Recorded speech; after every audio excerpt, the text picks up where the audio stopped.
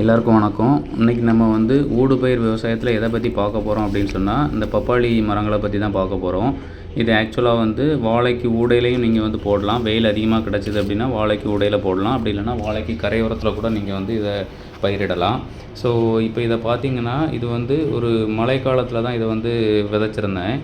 So அப்போ தண்ணி அதிகமாக கெட்டுப்பட்டு இருந்துச்சு. ஸோ தட் என்ன பண்ணேன் அப்படின்னு சொன்னால், ஒரு மேடு மாதிரி எடுத்து அந்த மேட்டில் இந்த கன்றை வச்சுருந்தேன். ஸோ எல்லோரும் சொல்லுவாங்க, வேரழுகள் வரும், தண்ணி அதிகமாக இருந்தால் அந்த மாதிரி சொல்லுவாங்க. அப்படி இருந்துச்சுன்னா கொஞ்சம் மேடு மாதிரி எடுத்து நீங்கள் வச்சா கூட ஒன்றும் செய்யாது. இன்னும் வளர்ந்து இந்த அளவுக்கு வந்திருக்கு. இதில் முக்கியமாக நீங்கள் வாழை விவசாயத்தில் போடும்போது நீங்கள் பார்க்கக்கூடியது என்னென்னா, வெள்ளை ஈச்சி தாக்குதல் இந்த பப்பாளி மரத்தில் வரும். ஸோ அது வாழையை பாதிக்கிறதுக்கு சான்ஸ் இருக்குது. அதுக்கு நீங்கள் இயற்கை பூச்சி விரட்டிகள் நீங்கள் அதுக்கு பயன்படுத்தணும். அப்படி பயன்படுத்தும் போது இந்த வெள்ளை ஈச்சி தாக்குதலை நம்ம கட்டுப்படுத்த முடியும். ஆனால் இந்த சீசனில் வெள்ளை ஈச்சிகள் எதுவுமே வரல. இது நல்லா வெயில் அடிச்சிட்ருக்கு. ஸோ அதனால் வெள்ளை ஈச்சிகள் ப்ராப்ளம் எதுவுமே இல்லை. இப்போ நல்லாவே காய்ச்சிருக்குது.